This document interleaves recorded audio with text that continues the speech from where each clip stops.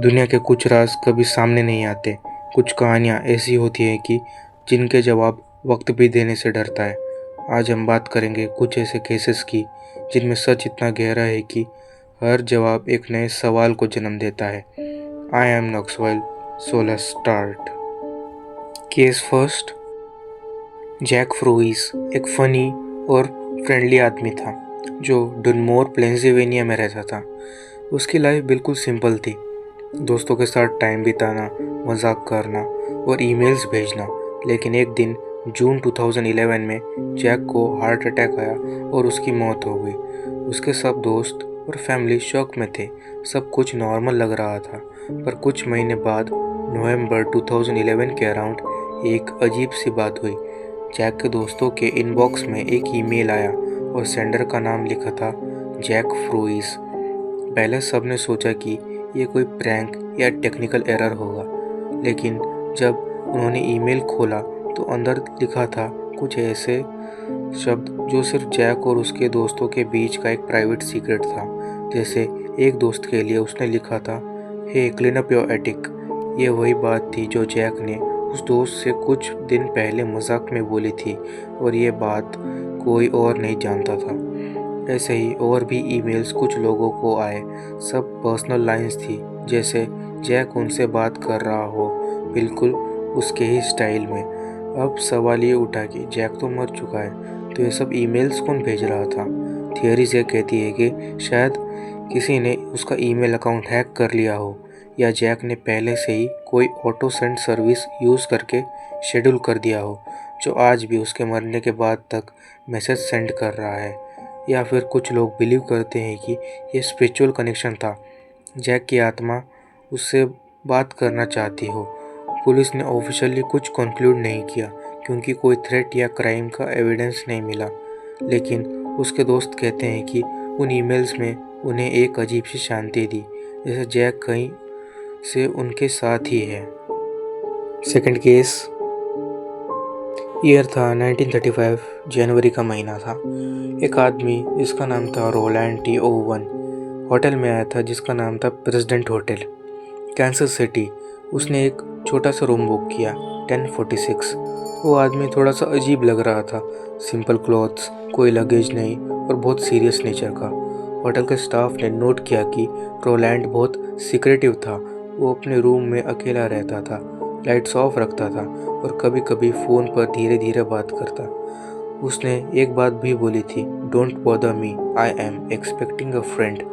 अब 2 दिन तक सब नॉर्मल चल रहा था, लेकिन 4 जनवरी 1935 की सुबह कुछ अजीब हुआ। होटल के स्टाफ ने देखा कि रूम का phone receiver of the hook था, मतलब फ़ोन उठाया हुआ था पर कोई बात नहीं कर रहा था। उन्होंने नॉक किया दरवाजे पर कोई जवाब नहीं आया। जब स्टाफ ने डोर खोला तो उन्होंने अंदर का सीन देखकर शॉक लग गया। रूम अंदर से एकदम खून से लथपथ था। सिर्फ एक डिम सी लाइट जल रही थी और रोलैंड खून में लथपथ अपने बेड के पास पड़ा हुआ था। उसके सिर, सीने और पेट पर नाइफ के निशान थे। और पुलिस आई और इन्वेस्टिगेशन और भी बढ़ गई। रूम के अंदर से रॉक था और कोई वेपन भी नहीं मिला। उसके कपड़े भी गायब थे। एक होटल के ग्लास पर महिला के फिंगरप्रिंट्स मिले और रोलैंड जिंदा था पर बहुत कमज़ोर। उसने बस इतना ही बोला, nobody did this to me, और थोड़ी देर बाद उसकी भी मौत हो गई। इन्वेस्टिगेशन के बाद पता चला कि रोलैंड टी ओवन उसका फेक नाम था। असल में नाम था उसका आर्टेमिस ओल्गाट्री और वो मिसूरी का रहने वाला था। उसके फ्यूनरल के बाद एक मिस्टीरियस कॉल आया। किसी ने अननोन ने कहा कि ही विल बी अवेंज्ड। बाद में उसकी माँ को एक लेटर भी आया। लिखने का स्टाइल अजीब था, जैसे और कोई उसके बेटे की तरफ से लिख रहा हो। पुलिस ने हर सिंगल एंगल से केस को सॉल्व करने का ट्राई किया, पर यह केस कभी सॉल्व ही ना हो सका। आज भी रूम 1046 मर्डर मिस्ट्री आज तक सॉल्व नहीं हो पाई। किसी को नहीं पता कि किसने उस आदमी को मारा और क्यों। Case third. ईयर था 1999, जगह यूएसए। एक आदमी था जिसका नाम था रिकी मैक्रोमिक। उसकी एज थी 41 ईयर्स और वो थोड़ा अलग नेचर का था। ज़्यादा पढ़ा लिखा नहीं था, हेल्थ की प्रॉब्लम भी थी, लेकिन अपनी लाइफ सिंपल तरीके से जीता था। एक दिन 30 जून 1999 पुलिस को एक कॉर्नफील्ड के पास एक डेड बॉडी मिली। बहुत बुरी हालत में थी डेड बॉडी, काफ़ी दिन पुरानी भी लग रही थी। वो बॉडी किसी और की नहीं बल्कि रिक की गई थी। अब यहाँ से रियल मिस्ट्री स्टार्ट होती है। पुलिस ने जब उसके कपड़ों की चेकिंग की तो उनको उसके पॉकेट से 2 फोल्डेड पेपर मिले। उन पेपर्स पर लिखा था कुछ अजीब सा कोड, जैसे रैंडम लेटर्स, नंबर्स, लाइंस और डैशेस। ये कोई नॉर्मल लैंग्वेज नहीं थी। किसी को समझ नहीं आया कि ये क्या है, कोई सीक्रेट मैसेज या बस रैंडम लिखावट। पुलिस ने उस केस को होमोसाइड मर्डर बना दिया, पर कॉज क्लियर नहीं हुआ। अब सबकी क्यूरियोसिटी बढ़ गई उन कोडेड पेजेस के सॉल्व करने के लिए। FBI की क्रिप्टो एनालिसिस्ट यूनिट, जो कोड्स और क्रिप्टर्स को सॉल्व करते हैं, ने उन्हें पेपर्स को एनालाइज करना शुरू किया।